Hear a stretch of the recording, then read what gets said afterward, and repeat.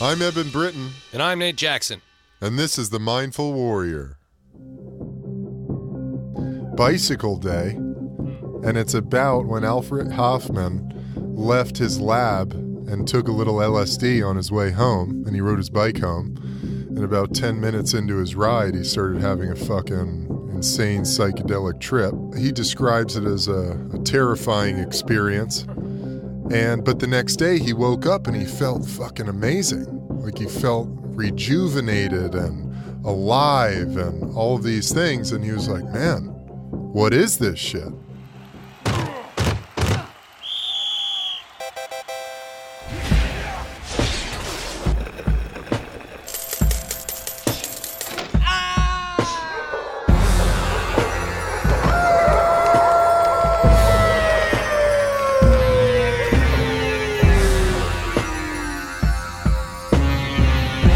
Hello, Warriors! Oh! Yes. Welcome to another edition of The Mindful Warrior. My name's Nate. With me, as always, is Eben. What's up, dude? Hey, brother. How are you? I'm good. How are you? Pretty good, man. Pretty good. Jed, how are you, man? I'm doing fantastic. I got a lot of sawdust in my throat today. Well, that's because... Why is that? Because I've been doing some hard man work. Nice. Are you a termite, man? Why have you been eating wood? No, I'm a term, definitely wood, not a mite. Oh, wow. Term wood. Glad to know that you're a term wood. Mm-hmm. The fact that Jed is even speaking at all will alert our guests to the fact that there is no other guest. It's just the three of us plus Gandalf lying peacefully on the floor there. Gandalf. As usual. Just the three of us. Just the three of us. And we're going to talk about That was really nice. some interesting stuff today. We're going to talk about cannabis legalization in Canada. It happened today.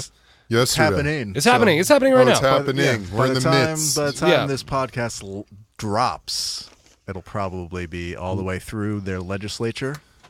But it's come up with all these hurdles. It's gotten. I over guess them. that's good, right? I mean, is it though? Like, yeah, It's it's a good cool, thing. but like, yeah, are you going to go to Edmonton now and buy an eighth of weed? I mean, I'm just happy for my Canadian friends. it actually might increase tourism. It probably will.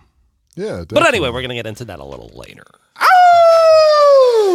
Our first segment, we're going to talk about morning routines, specifically to your health and fitness and exercise and diet, and what we as athletes have found is our morning routine after we're done playing to try to stay fit, stay cognitively aware, and stay in shape. But before both of those, the club.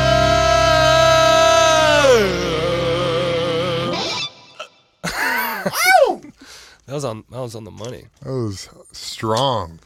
By the way, Eb, it's really good to have you howling again. Thanks, man. With such virility. Feels good, man. Feels good. The wolf energy. The wolf spirit's with me. The wolf is here. The wolf is here. And for the book club this week, it's a book that I just recently purchased, and so we're not going to get too far into depth with it, but because I haven't read it yet. Yeah. But it's a book that's probably interesting to a lot of people who listen to this podcast. It's called How to Change Your Mind Yes. by Michael Pollan. Yeah. He's a well-respected nonfiction writer. Wrote The Omnivore's Dilemma. Whoa, that kicked that hi-hat. The Omnivore's Dilemma. And the book is about him experimenting with psychedelics really at the age of like 60 and discovering it at that time for therapeutic reasons.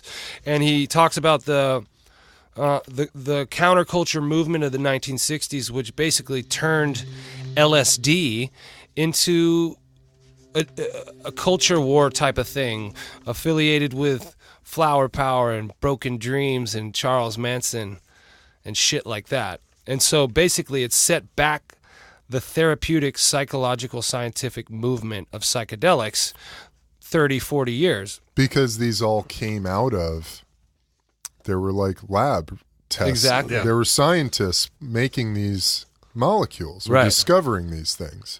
Yeah, the guy who invented it didn't know what it was and accidentally ingested some of it.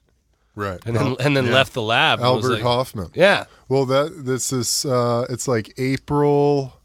What's the date, Jed? You could probably pull it up. It's like Bicycle Day, and it's about when Alfred Hoffman left his lab and took a little LSD on his way home, and he rode his bike home. And about 10 minutes into his ride, he started having a fucking insane psychedelic trip. He describes it as a terrifying experience. But the next day he woke up and he felt fucking amazing. Like he felt rejuvenated and alive and all of these things. And he was like, man, what is this shit? The birth of LSD. And he did it by accident.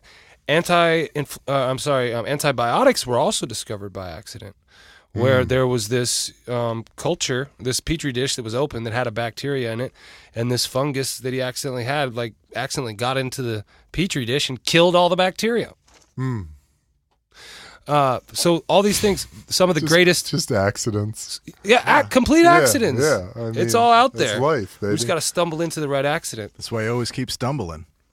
And so the author, Michael Pollan, never experienced LSD during that time. He grew up during that time, but he went right through it without doing it because it was such a culturally hot button issue, and it seemed like if you're not part of this group of people, then you're not doing it. But later in life, as a writer, he came upon some people who were using it therapeutically to deal with a variety of issues, maybe PTSD, maybe other psychological trauma, maybe terminally ill or elderly people. Yeah. So they're actually elderly people tripping on acid for the first time. And so your instinct would tell you that's not a good idea. But what turns out is that there's a sense of peace and well-being that comes over them. And at least in the first pages of the book, it seems like a really promising journey into the therapeutic benefits of psychedelics. Yeah, I think it's key. It's a key read right now. Key read. It's on my list. Key read. Well, your key read is your hot route, man. Oh, there you go. Oh, football terminology, baby. Boom. So, Eben, what do you got on this? If we got Fox 2, what's your protection looking at a 7 outside? Give me some offensive lineman lingo. What would they say? What's your responsibility on a certain protection? Explain it like you're in a meeting room. Christ. So, if it's a jet or a J protection, their center is going to call out who the mic is. And if it depends on if it's a 7-man front, if it's a 6-man front, 4 D linemen and 2 linebackers, or is it a 5 down, 2 linebacker, in the backfield? Look, that'll kind of tell you which way the line is sliding. So I can't remember exactly, but you get the mic call. And on certain protections, the offensive line is responsible for all the defensive linemen and the will. The will linebacker is the weak side to the mic. The mic is the middle.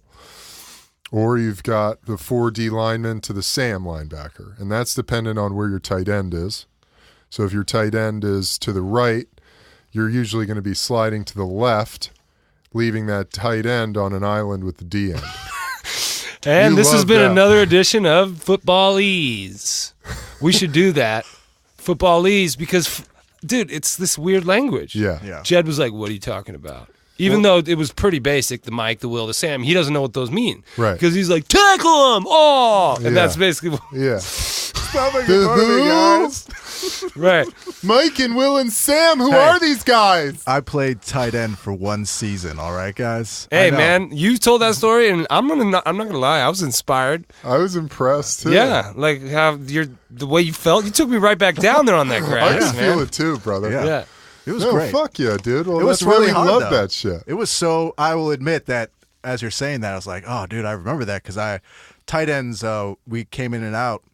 So we were the play runners. And one time the coach gave me the play to take in. I get in. You got it wrong. And I go, I don't remember anything, guys. Yeah. Quarterback's like, okay, timeout. So that was the last time You brought in a play? ever brought in a play. You made him burn But then timeout. there will be protections, no tight end, and you've got a running back coming up to help you. Yeah.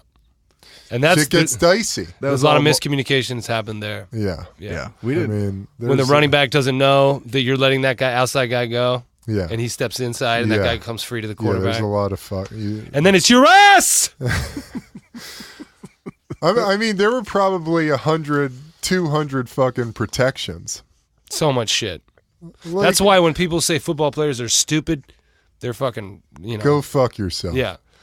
You try to learn this fucking 400-page playbook and then go out and get into a fist fight every fucking day. Yeah. Do that. And your fist And fight. remember it all. Remember how to do everything. Yeah. How much did it change from high school to college to the pros? Was it exponential? Exponential. Monumentally. Okay, Yeah. so in high school you could be stupid and still play football. Yeah. Yeah. Yeah. Especially if you're like the most naturally talented, you know. Yeah. And It's even pretty in, basic. even in the NFL, there are some guys who they help a little bit, you know. Yeah. Who they know are a little slower, but they're so dynamic that they kind of just put them in positions where they can just run. Yeah. Or go do it, or we'll hand you the ball, or just go there. We'll throw it to you, you know. Step here. Yeah, with offensive line, that's a little more difficult. The offensive linemen have to be real smart. And they got to communicate really well with each other. They Yeah. got to be on the same page. There's a lot of little shit. They're talking the whole time. Everything is feet. You know, you're stepping, on a slide protection. That 6-inch step to your left, man, you don't want that thing going up the field. Right. You got to keep that lateral because when you take a step up the field and that defensive lineman, you've just cut down the angle that you have to cover up the surface area on that defensive lineman. Right. So that dude now, he can pierce that hole. I mean, and that's literally the minute detail that you're working in. A 6-inch step. Yeah, it doesn't matter to you that I took 2 inches up the field with it, but yeah, that just got the quarterback fucking killed. Dude, yeah. You're working in dynamic geometrics, man. It is, man. Explosive geometrics, real-time angle precisions. I think football players are fucking mathematicians, man. They just need to figure out how to quantify the instinct, essentially. Yeah. No, it's incredible. Like when they try to get robots to do things like track fly balls and guess the angles, they have a terrible time teaching a robot to do that. Interesting. So it's really complex. Those like meeting things in space. Yeah. Yeah. And doing it, to your advantage to where it's like, I'm going to hit him with my strong right foot is planted so I can, knock him in the perfect spot, all that stuff. And then you're 100 miles an hour, man. Yeah. Well, that's why it's so difficult to legislate the point of impact when you're tackling. You know what I mean? And so when someone hits head to head, it's like sometimes you don't have control of that because you're moving too fast. Oh, yeah. Yeah. You're like an asteroid. You got your fucking target locked. Yeah. Intercept route vectors. Get me fucking jacked. Well, fucking A, man. If fucking Michael Pollan's book, How to Change Your Mind, is anything like what we just did right there, I'm going to read it. This has been another edition of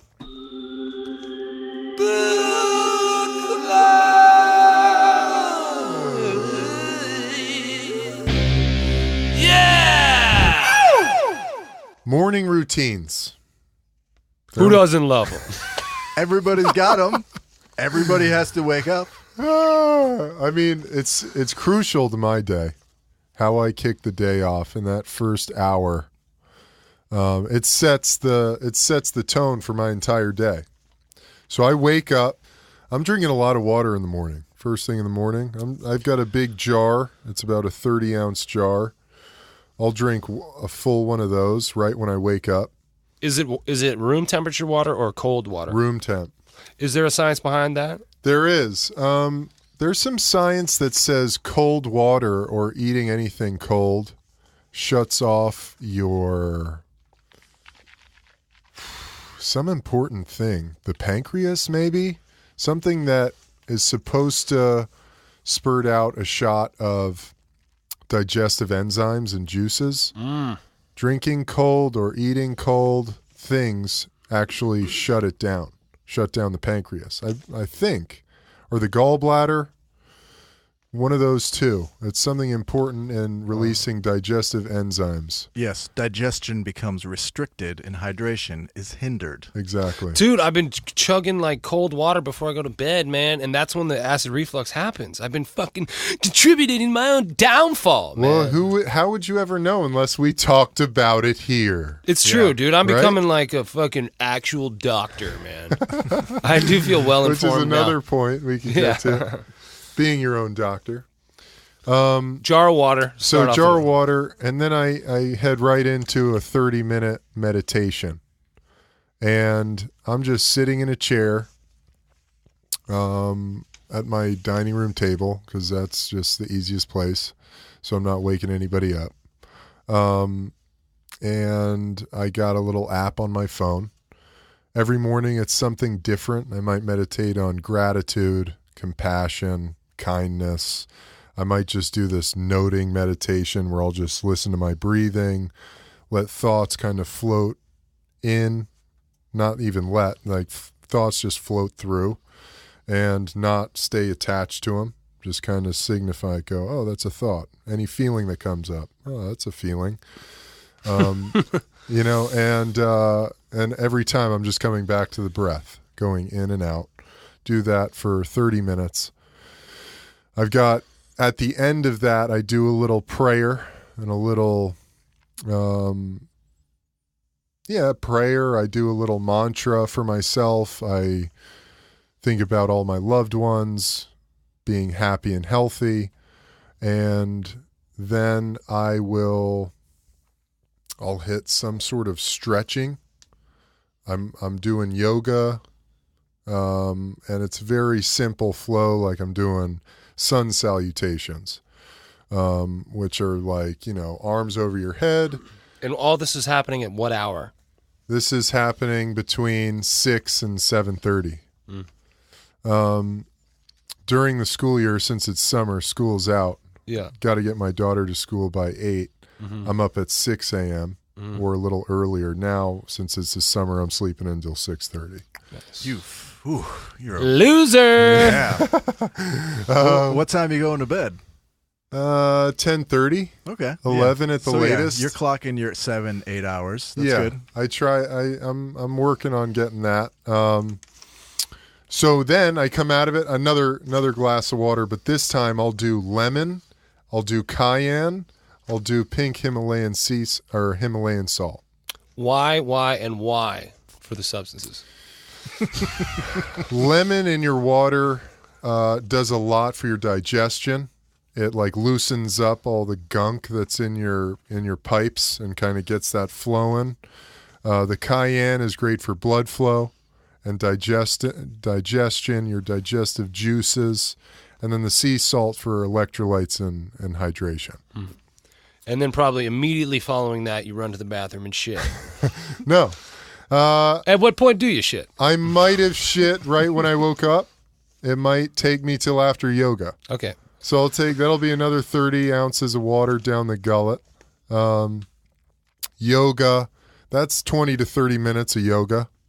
Down dog, I'm doing the plank pose. I'm doing the cobra, the up dog. I'm doing that. I'm doing some lunges. And I'm just getting the body loose, man, and feeling good. I feel At what the point do juices you look flowing. at your phone? Because I make a habit. I keep my phone on airplane while I sleep at night. Mm-hmm. And I don't turn it off. I don't take it off airplane until after I'm done with all this stuff. Right. And about midway through my yoga routine, my stretching, is when my wife and Sandy, my daughter, are waking up, and they're kind of getting going and getting moving. So, during the school year, I'd be in that time as well. I'd be making Sandy's lunch. So I'm prepping stuff, might be cleaning up, doing push-ups. But I do something active. And then... But you have it on airplane mode? Until... Phone is on airplane mode until about 9 a.m., 8:30, 9 a.m. What I find impressive is that you're able to do all of this on an airplane. Yeah. That's the kicker. And so then the other thing I do is I do these 30 power breaths. So I'm do it right here. Do it. So you just go.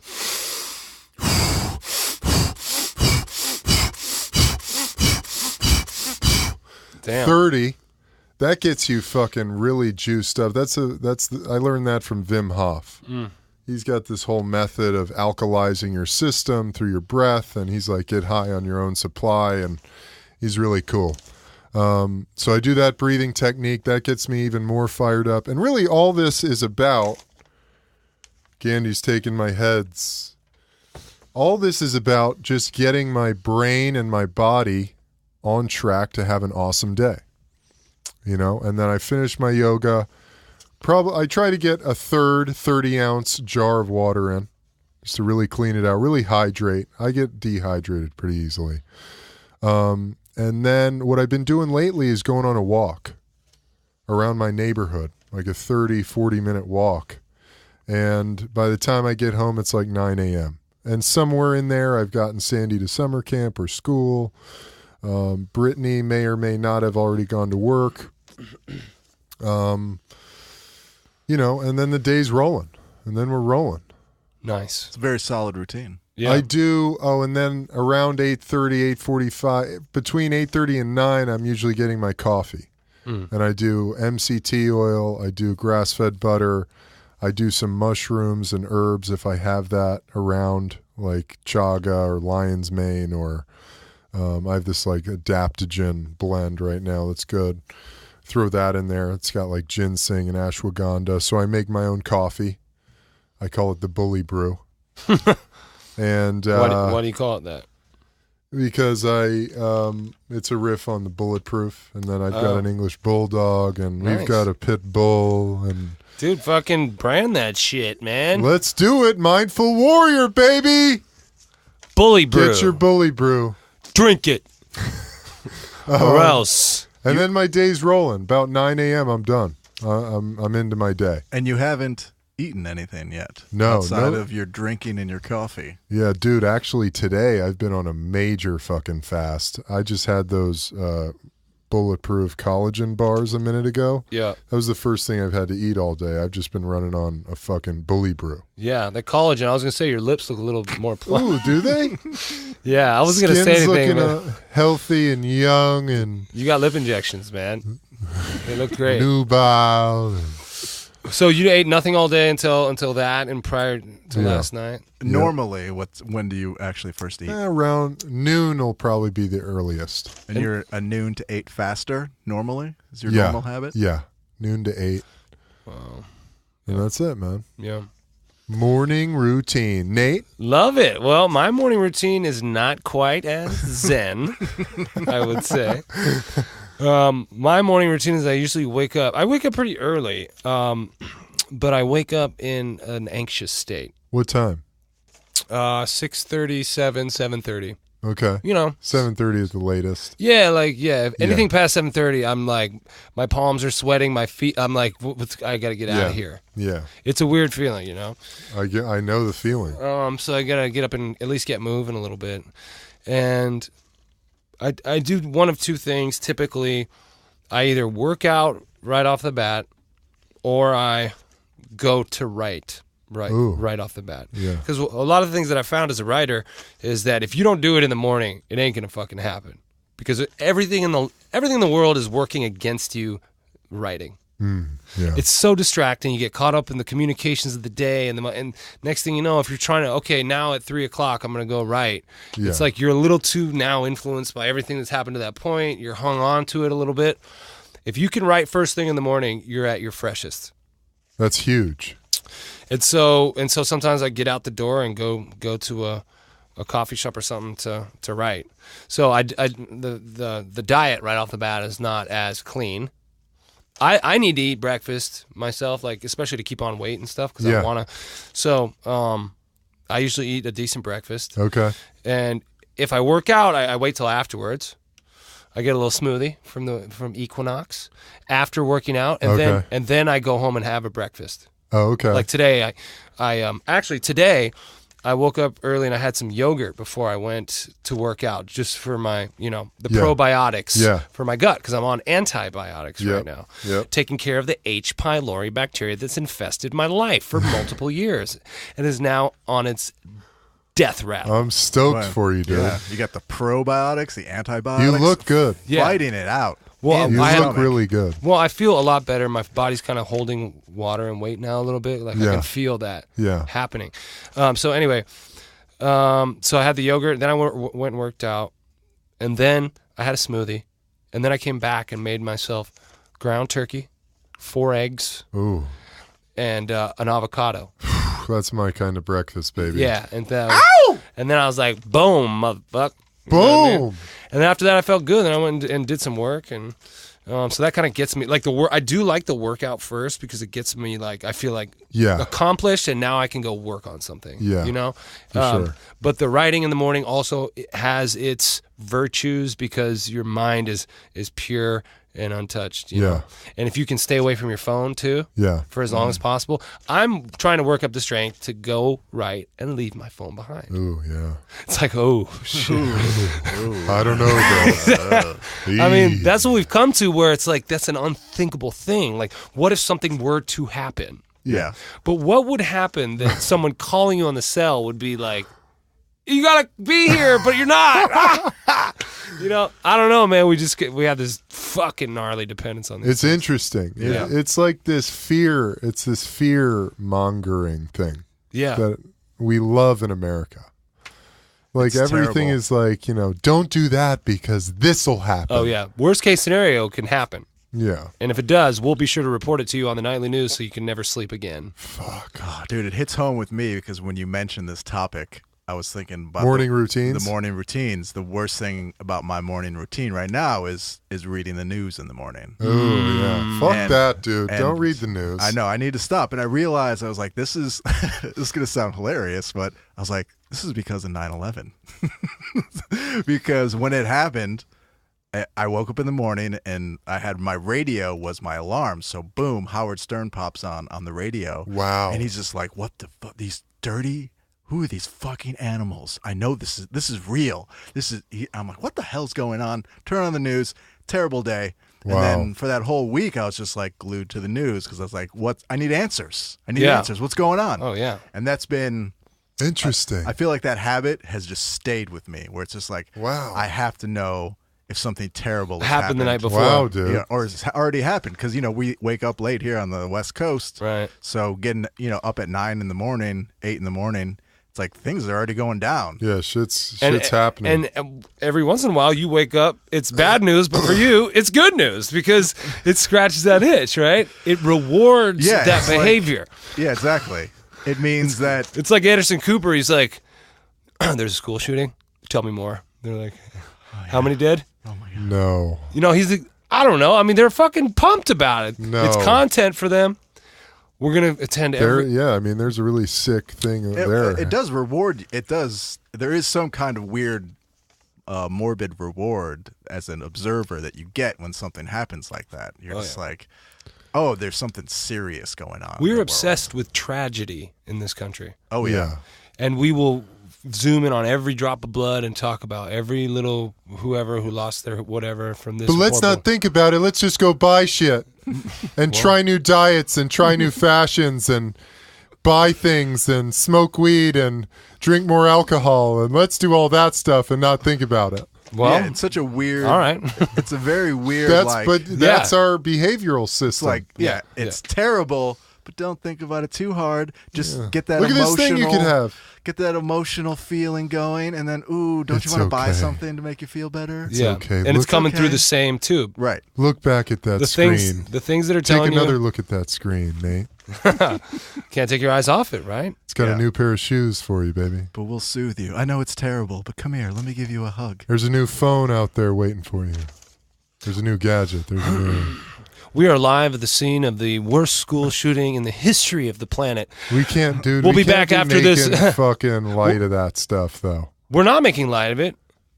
I'm not making We're light of it. making light of it. I mean, it's just let's man. pick. Can we pick What another we do topic? here, what we do here on the Mindful Warrior is we push the ball forward. Okay, I think the media has a very unhealthy obsession with tragedy, quote unquote, and especially tragedy involving children, and they turn that into fucking TV content that round the clock stuff that's very disrespectful to those families dealing with that. Yeah. Yeah, And absolutely. it that's makes these definitely true. And it makes these individuals famous in a way that would-be shooters notice and want. It's a vanity thing. And so I think that's it's just bad to turn it into an industry like that, an entertainment industry. Yeah. No, it is. It's really, really It's disgusting sometimes. It's fucked up. Because it's not done thoughtfully. Some people do it thoughtfully, but the stuff on cable news is like, Yeah, that's let's what I talk mean. about it for 5 minutes. Everybody get angry. Let's not accomplish anything. Let's just yell at each other. Yeah, let's yell at each other. And then we'll go to a commercial. Yeah. And then we'll come back and maybe we'll talk about it again. Yeah, Because we're it talking about immediately something else. gets political, and you had to draw a line in the sand, and so you Right. got to pick a team.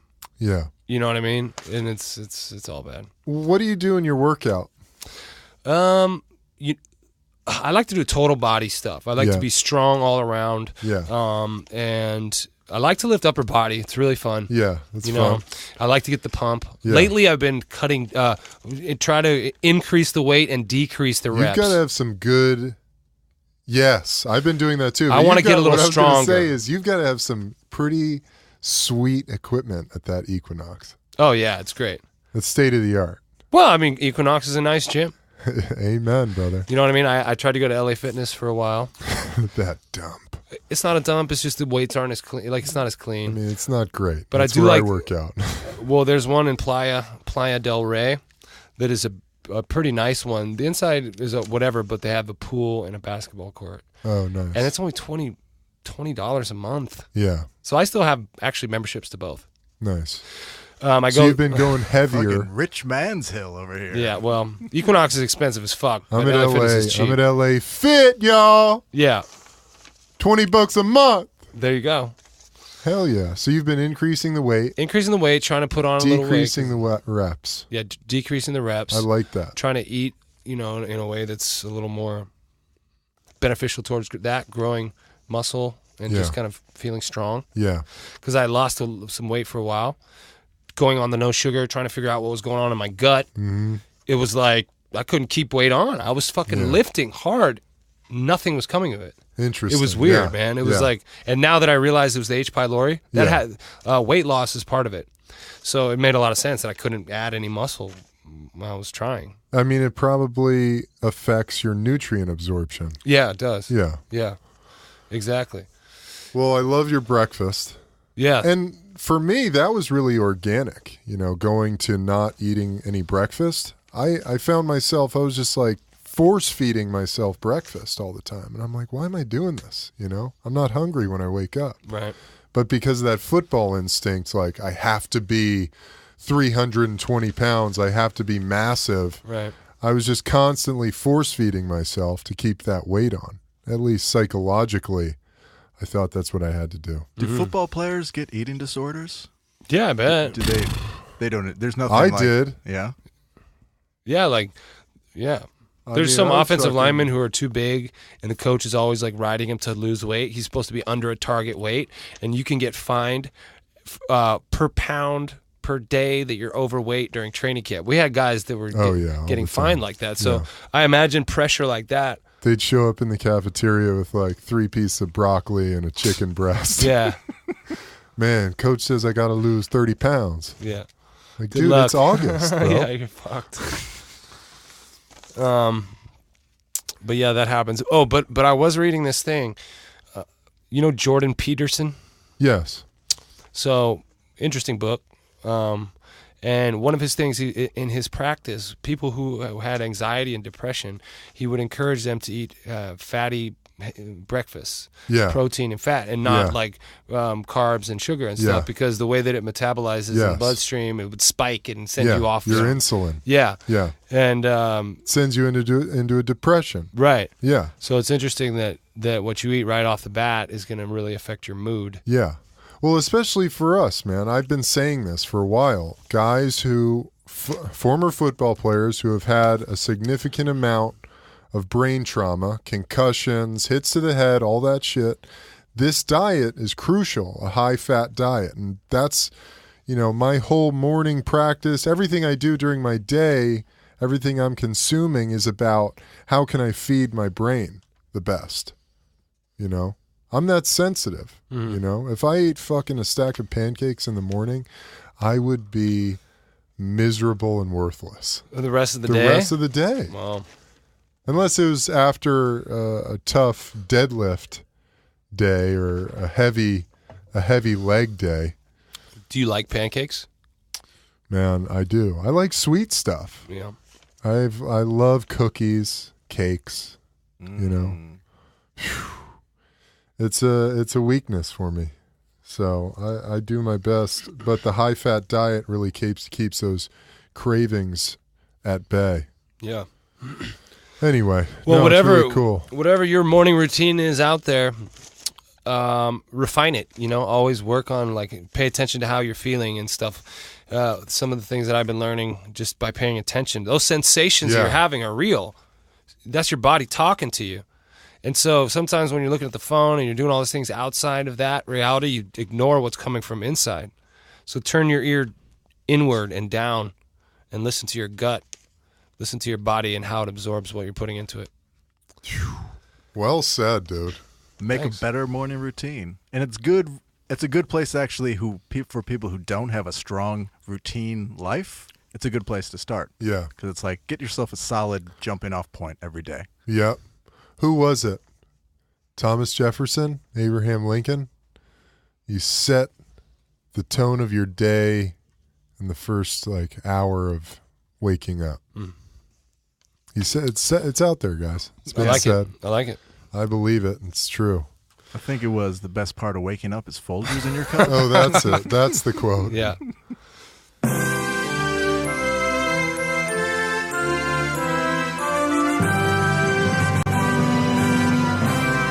Oh, Canada. You smoke so much green bud. At least now you do, because you just legalized it. Ow! Go Canada. So it's legal countrywide. Yeah, they're going to Federally, make it legal Federally legal. across the country. What does that? That still means that the different provinces or whatever have to vote on it, right? Individually, or does that mean just like the government's taking licenses now, or like submitting, Or the government took its hands off of trying to figure out provincial Yeah. status? I think So- that's what might be what it means. So you could have dry, quote unquote, provinces. Yeah, just like you got the dry counties and stuff in California. For sure. Yeah, but maybe they're hoping to attract some tourism to cut down on opioid abuse. Yeah. Maybe to free up their prison system a little bit. Well, it's the first G7 nation, which is kind of interesting. What does Interesting. G7 stand for? G7 stands for 7 awesome countries.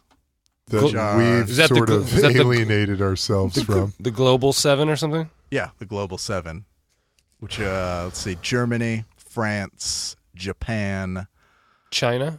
No. No, I don't think they're invited. Yeah, it's just democratic Yeah, countries. not They're Russia. not invited. Yeah, we kicked out. We used to be the G8. Spain? Spain.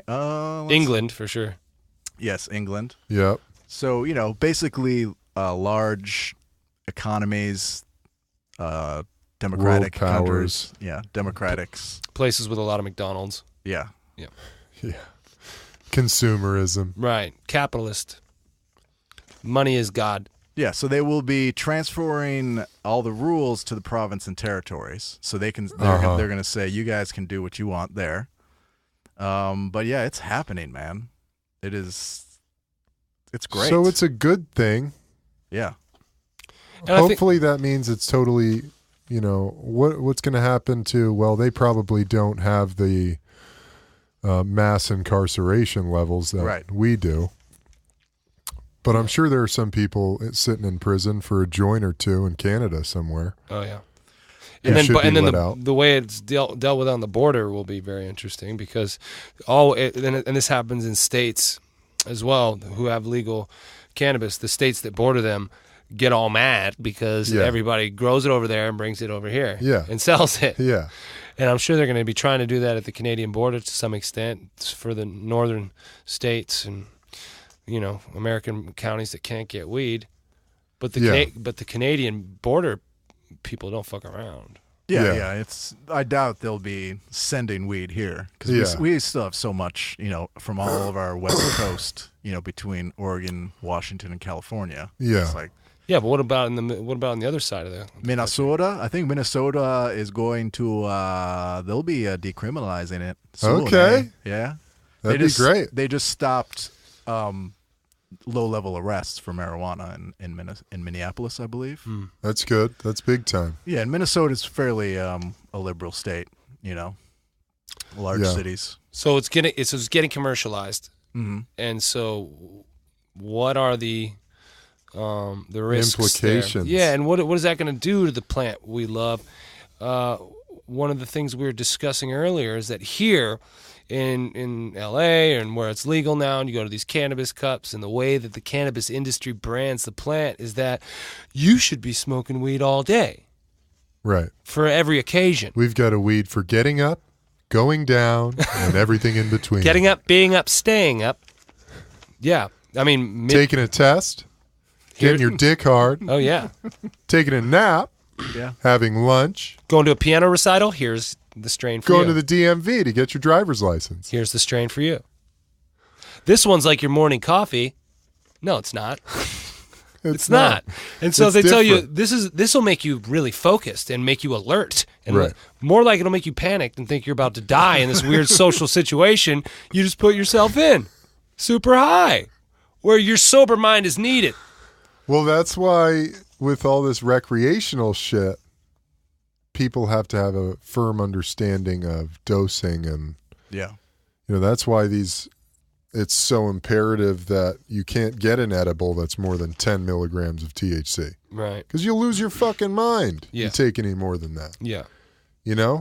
I would say that most people could probably take 5 milligrams of THC and it would affect them like in the same way that taking your morning vitamins would. You wouldn't necessarily feel that.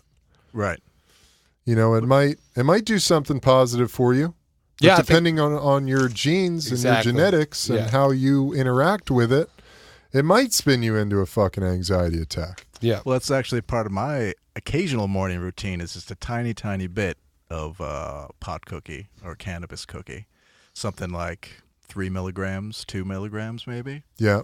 And what does that do for you? What does it feel like? It's a little energetic, a little focus. Yeah. So nice. Yeah. It's nice. very mild. Very mild. Yeah. Because I think we need all these studies that let people know like what 2 milligrams does, what 10 milligrams does. And it's going to be different for everybody, I think, because it's a psychoactive and drug. And like Len will tell you, I mean, some people eat it and it metabolizes differently when you take it in your stomach, when you eat it rather than smoking it or vaping it. Right.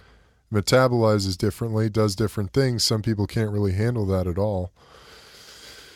It's interesting. I mean, back to your comment on the implications of it, I know that Corona, the group that owns Corona, just spent $250 million purchasing some Canadian cannabis company.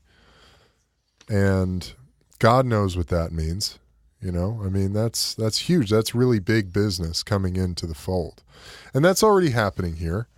You hear the stories of Monsanto and fucking Scott's fertilizer coming in and getting into the cannabis game. Yeah, they're kind of on the sidelines with their money tucked in a few different places. Big tobacco is already figuring out their angle if they're not already in it. So what kind of regulations would you actually like to see on, as it becomes legal worldwide or even countrywide? I think it's so strong now, man. It's just engineered to be super strong. I think they should make a less strong weed for kids. Cannabis for kids, yeah. Exactly, because what I started consuming when I was a teenager was dirt weed, swag. It was brown. You could smoke an ounce of it in a night with your friends and just be like, and not be now and not be on the ceiling. Yeah, if you get like a 13-year-old who takes like a big bong rip of some like Blue Dream, good night, you're and that's in the fucking stratosphere, and that's a formative experience to your brain. Yeah, you're setting things in motion there. Yeah. If you're just bang, hit it with this like THC bomb, sledgehammer. It's like, wow, you get these kids dabbing all the time. They gotta have all these. You gotta have a blowtorch with you to smoke weed. The dabbing is really intense. Yeah. Well, you're getting 50 to 100 to more milligrams of THC in one hit, straight to the fucking frontal dome. Yeah. Pew! Now you're ready for that chat with your grandma. Now you're ready for that meeting? That job interview is going to go great. You know? Killed it. Well, I think one thing that's happening in California right now that's a big problem is that all of the small boutique growers and cannabis companies are already getting outpaced by the big dogs coming in and snatching up licenses and all of this stuff happening. Warehouse space and growing like... My thing is just about the quality. Yeah.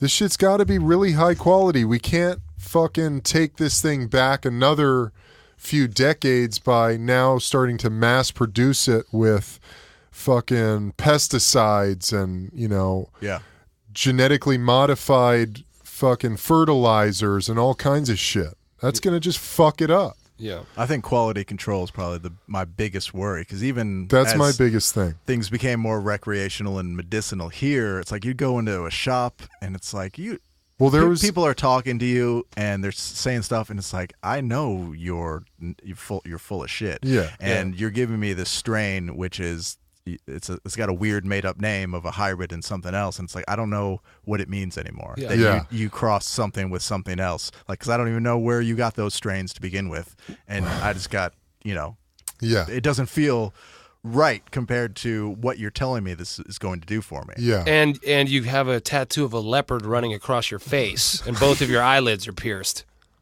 You know what I mean? Get a job, well, baby. Also, there was a story, how many months ago was it? You guys probably heard about it, but they got weed from all the dispensaries in Northern California, and like 98% of them tested positive for pesticides. Wow. So that's... And heavy metals. Jesus. Like, you can't be taking that shit into your system. The endocannabinoid system, if it is as nuanced and intricate as we're discovering it to be, you start fucking getting hits of heavy metal in there, because those cannabinoids are just driving that shit right into our cells, right into our nervous system, man. Mm-hmm. It's just carrying heavy metals and toxic pesticides right in to fucking mutate our DNA, give us cancer, turn us into fucking dinosaurs. Jesus. Seriously. I know, that's scary, man. Yeah. Well, so then get it. It's something there's got to be a handle on. Then don't walk into the sketchy dispensary and buy weed from there. That's the answer, right? Yeah. Get it from a source that you trust, that's organic. You've seen some testing. Yeah. But how are we going to do that on a mass scale? How's that going to work? Because it's going to get McDonaldized. It's going to get Starbucksized. Well, they've got to make the proper legislation right now. The people in there hopefully know what the fuck they're doing and are being, well, they don't, but they're being hopefully they're being guided by the right people is our hope. That's our only hope. Yeah. The scary thing is that there is now big money, and the big money, whoever big money companies are going to write the rules to favor large grow operations and larger producers, when it should be the opposite. It should be like wine, man. It should be boutique all the way. Agreed. I don't even care if it's still expensive. I don't want it cheap. It shouldn't be that, we don't need it that cheap. Like, you guys know Weed Maps. Yeah. Shows you all the dispensaries around.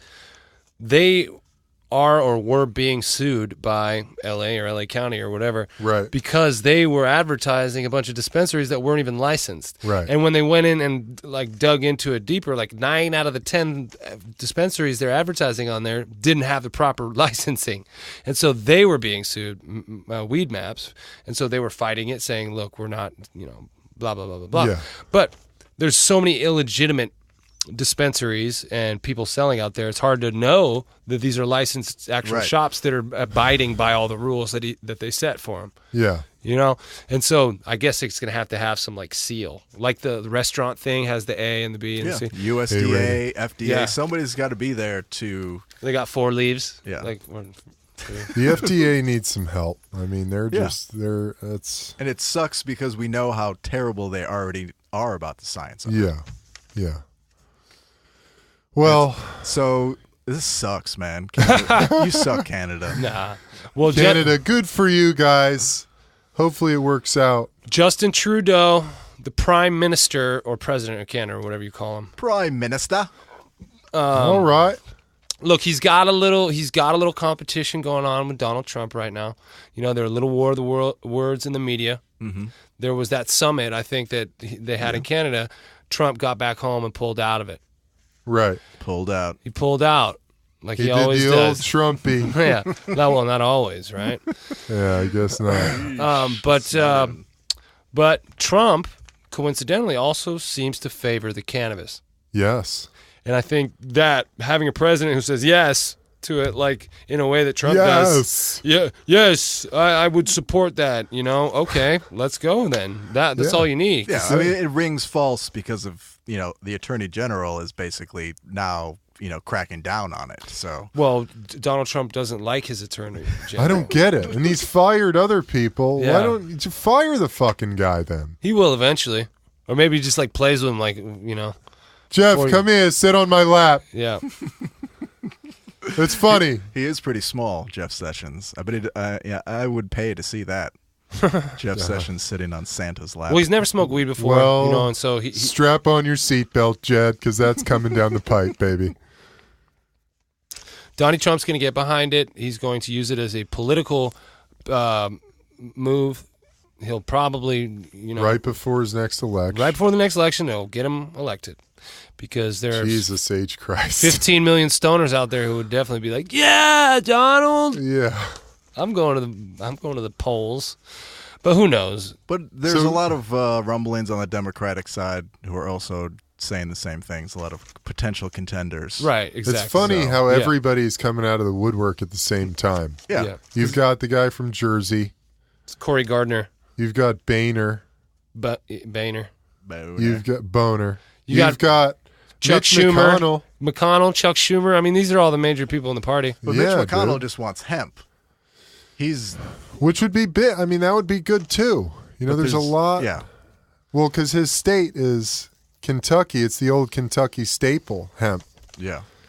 Growing it for industrial uses. Mitch McConnell's like saying, "Yeah, I'll go to the brothel with you, but I'm only getting a hand job." A dry hand job. Yeah, but you were there, McConnell. Okay, you went. He's just gonna get edged, man. He's just gonna edge. It's Well, definitely it's interesting where it's going. Yeah, it's going in the direction of being the banks being able to operate it. Yeah. Because when it gets descheduled, it opens up the banks to be able to insure this money. Yeah. And then it also opens it up to be studied by doctors and scientists, which is what is preventing the NFL, for example, and organizations who might benefit from being able to offer it to its users the ability to know if they should. Yeah. And the NFL has, interestingly, around then, the same time Trump gets reelected, the CBA. Is it the same year? 2020, 2021, something like that. Wow. Yeah, they have to write a new CBA. And so they'll be able to use cannabis for some leverage if they can do it right. The league will. No, the players' union, man. Fuck no. Use the dude. new science. Hopefully, It's yeah. right here in front of you. You know what I mean? I pray for those guys that they fucking get that far ahead of this thing Yeah. to where they're telling the league what they need. They should, man. They It's should time. They need redo the whole health care apparatus in the league that allows former players to still see the same doctors they saw when they were with their team that they were with the longest. Yeah. Because those are the only doctors that never knew me or know me or have my charts and all. I mean, how do you go to the doctor around here? Do you have doctors that you trust in LA? I have a naturopath. But nobody, right? Like if you have some physical stuff, like some injury stuff, Yeah. who do you? Nobody I knows. don't have anybody. The people who have dealt with all your I got to look in the phone book right. or Yelp. The people who've dealt with your previous injuries know your body really well. Yeah. You should be able to go to them, Yeah. and the union should push for that. You know, this is something, I mean, it's just it's a bigger, it's part of the bigger question of why are football players treated the way they are, aside from, compared with every other athlete on the planet. Football players are treated like insane asylum inmates.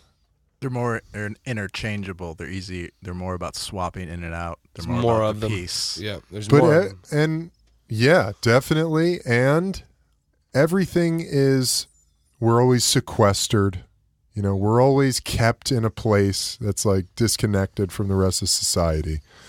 You know, we're held to the standard. If you do anything wrong, quote unquote, the whole league turns its back on you. Your team turns its back on you. You're isolated. You're an individual. You're cast out of the tribe, the football family.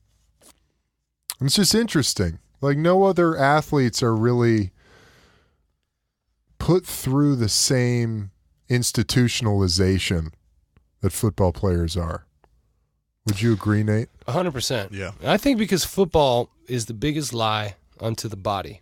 You know what I mean? Because you are supposed to act like nothing ever hurts. Right. You're supposed to do things that are going to break your body. And we don't talk about that. It's more about the mission. And so you learn the language, you are in your place, you say yes, sir. But really, all along, we're throwing our bodies into these just fucked up situations. Yeah. And no one's saying, like, be careful out there. Or like, yo, man, it's all just like, yeah, exactly. That's what happens. Right. You're hurt because you're fucking playing hard. Yeah. And so, like, when you become too hurt to do it anymore or whatever, they can't have you around because you reveal that lie. Right. We're not all Superman, but you believed you were when you played, and so did I. Because if I didn't, I wouldn't. You're not around for very long. You got to believe you're invincible. Yeah. And so everyone there is believing that invincibility. The coaches are pumping you full of it. Yeah.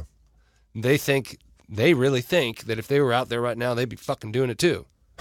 And you guys have the best job in the world. God damn it, we're, the best job in the world. Yeah. Beautiful day to be alive, gentlemen. Woo! Oh, my From God. a viewer's perspective, I think part of it is you don't even like pay attention to players unless, pretty much the quarterbacks you pay attention to. And then it's just guys who are fucking up.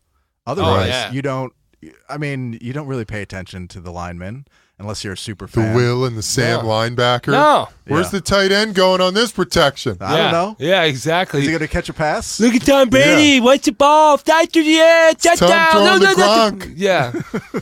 So that's why there's so much anonymity for all the other players, and you don't care about the foot soldier in football at all as a viewer. In basketball and everything else, it's like you see those guys. You see their faces. They're not hiding. And they step up and they make big plays, and you remember the little guys. But in football, man, you just don't. The foot soldier guys, the rank and file, you don't pay attention to them as a viewer. Interesting. It's very much like the military. Right. And when they go to war, the casualties of war, you don't know who these kids are. Yeah. You know there's a war going on over there, but you don't know. And there's a couple of generals that, Yeah. they'll celebrate. You don't really know why. You don't know what they General did. Schwarzkopf, Yeah. whatever. Colin Powell. General Petraeus. Yeah. Well, Interesting, man. got into a lot of stuff here, you guys. We Got veered. into a lot of stuff. Hey, that's what we do here. We're Vera Wang. Vera Wang, baby. Ow! We got to get Vera on the pod. Get Vera on. Let's Yeah. talk fashion. Make sure she's doing okay. Yeah. How is she? I don't know. Yeah. Vera Wang is a euphemism for when you have a crooked penis. A Vera Wang. Nice. Your wang is veering to Did the you one make side that of up? it. I did. Yeah, it's good, brother. Just make that up just now? No, I made it up pretty recently and actually used it as a joke within the last week. I love it. Of course you did. But Of course you did. I'm really just practicing material on you guys, because I love it's been a wonderful pod, but all wonderful pods must come to an end. Well, we're going to plug all our stuff here before Yeah. we get into that. Pluck, pluck, So, Plug. pluck. We check got- us out, guys.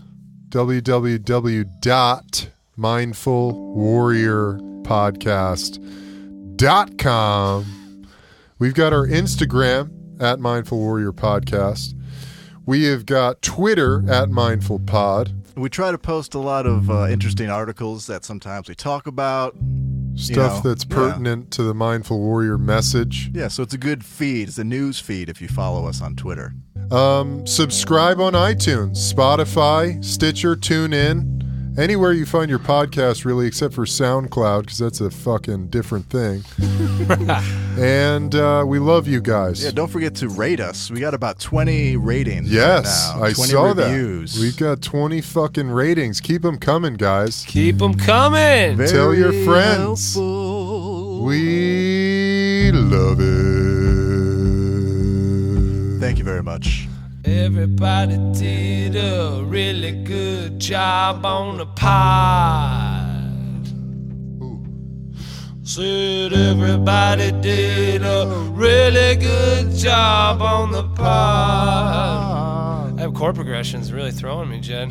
Everybody did a really good job on the pod. I said everybody did a really good job on the pod. Hey, Eben. Yes, sir. You did a really good job on the pod. Thank you. Nathan Yeah. did a really good job on the pod. And Jen did a really good job on the pod. Really good job. And everybody did a really good job on the pod. Thank you. See you next time. Peace.